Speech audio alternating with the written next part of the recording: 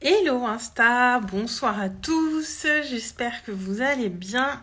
Bienvenue sur ce live 269 sur 365, j'espère que vous avez passé une bonne journée. Si vous regardez cette vidéo en replay, n'hésitez pas à commenter, partager ou à venir me voir en DM si vous le souhaitez. J'échange toujours avec vous avec grand plaisir.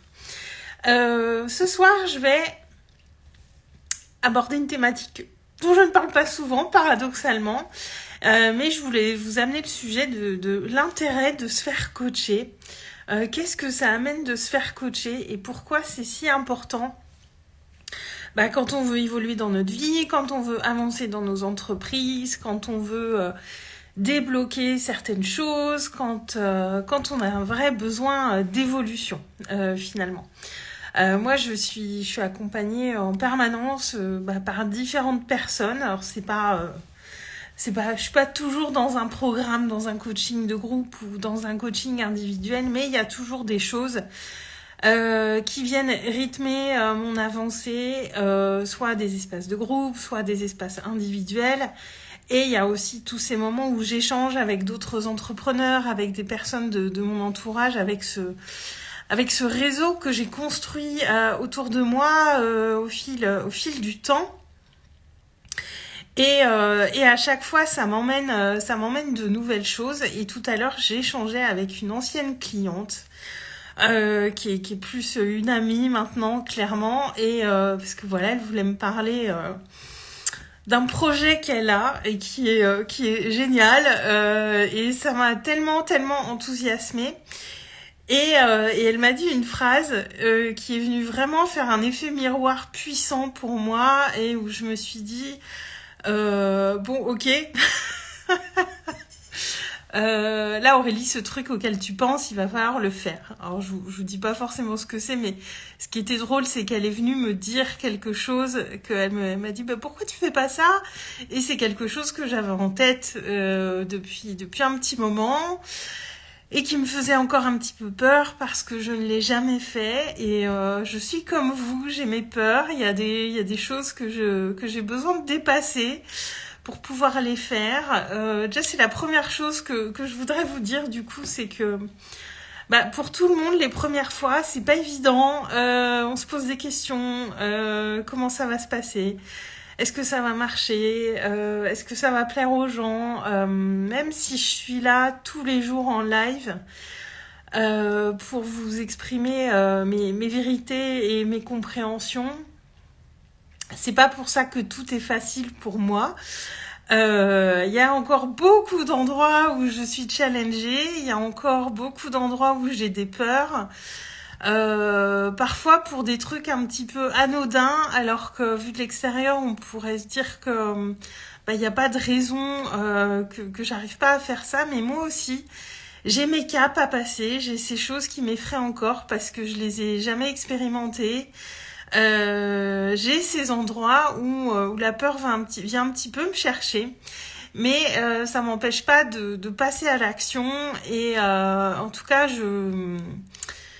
du moins, j'entends quand j'ai des signes comme ça et qu'il y a des choses qui reviennent à moi. Donc, dès que j'ai raccroché avec elle, qu'on a eu fini de parler de son projet, j'ai pris mon petit cahier et j'ai noté une date pour fixer une action que je vais mettre en place. Et la date est posée dans la matière et là, je ne me laisse plus le choix.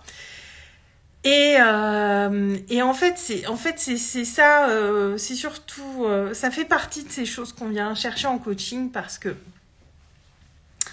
tous les grands de ce monde se font coacher, tous les grands chefs d'entreprise se font coacher, tous les grands sportifs se font coacher et pour autant ils se font pas coacher forcément par des personnes qui ont atteint les résultats que eux ils ont. Par exemple, un sportif qui a été qui a été champion du monde et qui continue de se faire coacher, son coach n'a pas forcément été lui aussi champion du monde, son coach n'a pas eu forcément les mêmes résultats que lui en tant que sportif et du coup son rôle ça va être quoi? Ça va être de voir tous les points faibles qu'il a encore, de voir tous les points forts qu'il peut encore améliorer, de lui amener ce miroir qu'on ne peut pas avoir seul. Il y a des choses qu'on ne peut pas voir seul. Moi, je pense qu'on peut avancer seul, mais que c'est beaucoup plus long. Et qu'à certains endroits, il y a des choses qu'il est impossible de conscientiser tout seul, où on a besoin d'un miroir. Et c'est là le grand intérêt d'avoir une personne en face de nous pour nous poser les bonnes questions, pour nous amener à réfléchir sur des choses sur lesquelles on ne réfléchit plus. Parce qu'il y a aussi toutes ces choses qui nous semblent complètement évidentes et qui parfois sont un petit peu déconnantes et on s'en rend pas du tout compte. Et c'est ça aussi, c'est ça surtout la puissance d'avoir quelqu'un en face de nous pour nous dire les choses, nous poser les bonnes questions. Parce que moi, dans ma pratique, en tout cas, c'est... voilà, je pose quand même pas mal de questions à mes clientes, surtout en individuel forcément, parce qu'on a beaucoup d'espace pour ça, et s'amener et aller se poser des questions qu'on ne se pose pas habituellement, ça nous amène vraiment à mettre un autre regard sur notre réalité, un autre regard sur ce qu'on fait, sur nos actions, sur comment on mène notre vie, j'ai envie de dire. Et c'est comme ça qu'on amène la transformation, enfin en tout cas moi, que j'amène la transformation chez mes clients. Il y a cette partie questionnement et cette partie aussi plus mentoring où je vais amener voilà mon retour d'expérience, mon propre vécu, mais sans leur dire ce qu'elles doivent faire. Je crois que c'est ça toute la subtilité de notre métier, c'est amener des retours d'expérience, amener pas mal de métaphores aussi, beaucoup de questionnements, mais sans dire aux gens ce qu'ils doivent faire. Parce que moi, vraiment, ma volonté profonde, c'est que après un accompagnement avec moi, les gens soient capables de prendre leurs décisions par eux-mêmes et pas en fonction de ce qu'ils pensent qu'ils doivent faire ou pas en fonction de ce que la société pense qu'ils doivent faire ou leur entourage. Et ça, c'est la grande subtilité et la chose où moi, je mets un point d'attention particulier parce que bon, il y a toujours mes filtres et il y a toujours ma carte du monde, donc forcément... il y a mon empreinte à moi de ma vie qui est là dans mes accompagnements. Ça, on peut pas, c'est pas possible. Je pense pas qu'on puisse être totalement sans amener un point de vue. Mais en tout cas, ma volonté, c'est jamais de dire à mes clientes ce qu'elles doivent faire, mais de les amener à prendre cette puissance qu'elles ont déjà en elles, à prendre ce courage aussi, parce que ça demande du courage de décider les choses par soi-même et d'y aller en se basant sur ce que nous, on veut, sur nos désirs profonds. Et il n'y a qu'en se posant les bonnes questions qu'on peut arriver à ça, mais surtout d'avoir quelqu'un qui va nous dire à quels endroits peut-être on déconne un petit peu dans notre vie, parce que... moi, les personnes qui arrivent dans mes espaces souvent sont un petit peu perdues, sont un peu à la croisée des chemins, elles sentent qu'elles ont envie d'un grand changement, mais elles osent pas encore l'amorcer, elles savent pas dans quelle direction aller. Et c'est d'aller voir aussi ces endroits où ça manque de cohérence, où ça manque de fluidité, où ça manque de conscience. C'est vraiment ça que moi j'amène, c'est de mettre beaucoup de conscience sur les choses, beaucoup de conscience sur nos actions. Et ça veut pas dire que moi je suis parfaite là-dessus. Encore la semaine dernière, à un moment, je repartais dans un truc où j'étais trop dans l'action et je mettais un petit peu moins de conscience sur les choses. Et c'est aussi pour ça que j'ai besoin toujours d'avoir des personnes qui vont venir en miroir, voir ce que moi je ne vois pas sur l'instant et que je vais peut-être mettre quelques jours à réaliser et où ça va pas forcément me faire du bien pendant quelques jours. Mais c'est aussi ça que je voulais vous partager ce soir, J'amène beaucoup de choses pendant ces lives. Je vous amène vraiment le maximum de valeur. Ça veut pas dire que moi j'applique tout ça parfaitement tous les jours. Ça veut pas dire que moi, il n'y a pas des endroits où des fois ça merde un petit peu aussi et je dois me reprendre. Je suis loin d'être parfaite, mais moi, mon objectif chaque jour, à moi personnellement, c'est d'être une meilleure humaine, de me rapprocher au plus de celle que je désire être. Et parce que je sais celle que je désire être et j'ai beaucoup de clarté là-dessus et voilà, j'ai aussi une grande vision pour ce que je veux accomplir et je veux me rapprocher au plus de cette personne qui accomplit toutes ces grandes choses. Mais ça n'empêche que des fois, mes anciennes habitudes me rattrapent. Il y a des choses qui peuvent me rattraper parce que voilà, j'ai tout mon vécu qui est là et qui fait aussi partie de moi. Les vieilles mauvaises habitudes reviennent de moins en moins, mais elles me rattrapent quand même de temps en temps. Et ce que je vois aussi, c'est que ce que je conscientise beaucoup dernièrement, c'est que le fait, même en y mettant toute l'énergie, toute la bonne volonté que j'ai, tout, le fait d'être encore salariée actuellement, c'est une part qui me permet pas d'être pleinement cette personne que je veux être, parce que la personne que je veux être, elle est plus dans ce schéma où elle travaille pour quelqu'un d'autre. Celle que je veux être, elle mène ses propres projets. Elle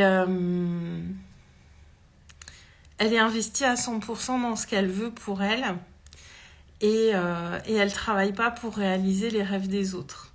Elle aide les autres à réaliser leurs rêves à eux, mais elle travaille pas pour réaliser les rêves des autres.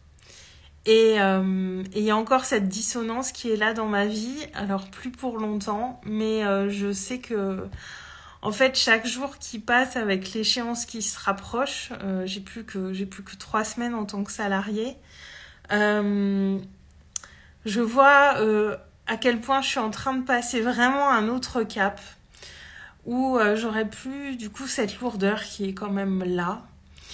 Et où ça va me permettre vraiment d'aller beaucoup plus loin aussi intérieurement et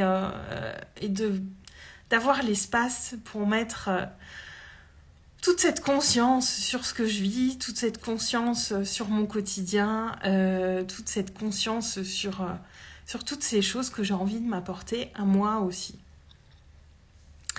Et puis voilà, être accompagnée, ça permet aussi d'aller dans des endroits où d'aller explorer des choses en nous qu'on ne sait pas explorer seul.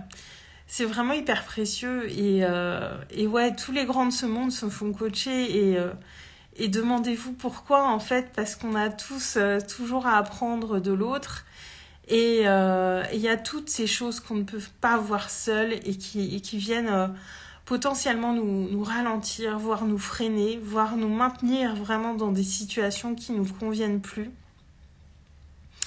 Et moi, je crois que ce métier a encore de très beaux jours devant lui. Alors, j'espère qu'un jour, il n'y en aura plus besoin aussi, mais je crois pas que ça arrivera. Disons que je crois qu'un jour, tout le monde on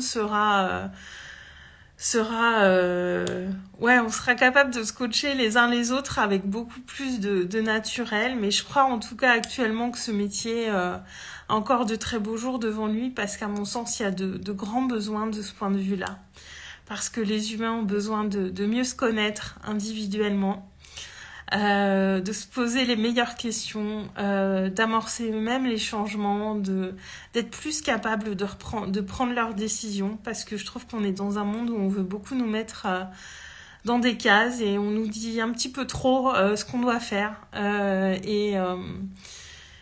Moi j'ai envie qu'on ait plus de liberté à l'intérieur et plus de liberté à l'extérieur aussi. Pour faire ce qu'on souhaite véritablement et pas se laisser dicter notre conduite. Et il y a beaucoup d'endroits dans nos sociétés où on nous dicte notre conduite, si c'est pas tout le temps. Mais voilà, et je pense vraiment que c'est ça qui change le monde, c'est de plus se laisser dicter notre conduite, tout en respectant évidemment la communauté et faire ce qui est bon pour tout le monde.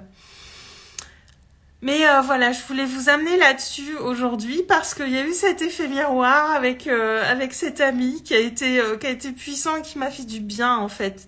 Elle me dit oh désolée parce que je lui ai dit merci pour le coup de pied aux fesses. Elle me dit oh désolée, je dis non ça m'a fait du bien en fait. Et quand les gens vous disent quelque chose qui vous plaît pas forcément, remerciez-les. Remerciez-les parce qu'ils viennent mettre de la lumière sur quelque chose que vous ne voyez pas. Et même si sur le moment ça vous fait pas plaisir, même si sur le moment ça peut vous vexer un peu, là ça m'a un tout petit peu déclenché. Pourquoi ? Parce que je sais qu'elle a raison et elle est venue mettre le doigt sur un truc que j'osais pas faire jusqu'à maintenant. Et c'est pour ça que ça m'a déclenché. Et parfois ça va venir... Ouais, c'était un petit peu de la vexation du coup sur le moment, mais je l'ai très bien pris parce que dès qu'elle l'a dit, je me suis dit je sais qu'elle a raison.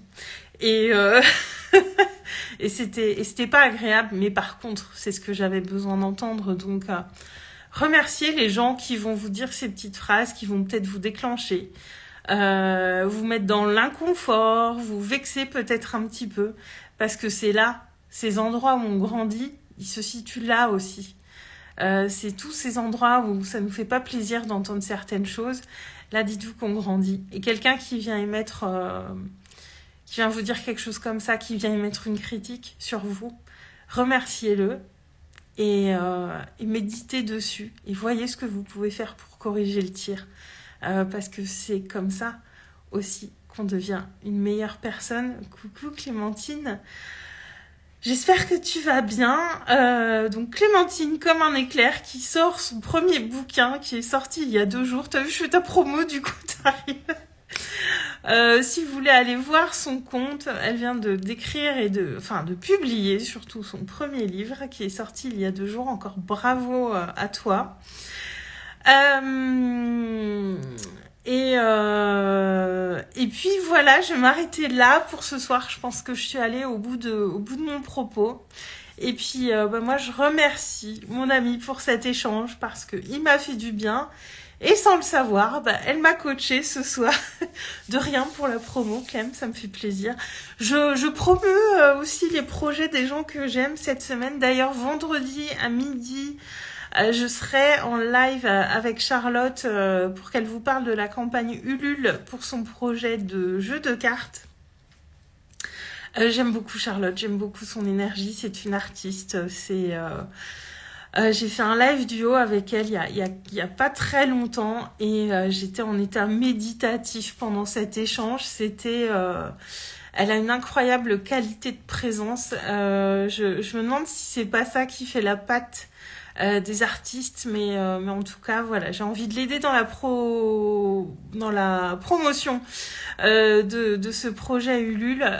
Donc je la recevrai vendredi midi en live pour qu'elle nous parle de ça. Coucou Loïc, j'espère que tu vas bien, je te vois rarement en live. J'allais terminer. Donc voilà, je vais m'arrêter là pour ce soir. Si mon propos sur le pourquoi se faire coacher vous a inspiré, n'hésitez pas à commenter, partager ou à venir me voir. Je vous embrasse, je vous souhaite une très très belle fin de soirée et je vous dis à demain. Ciao!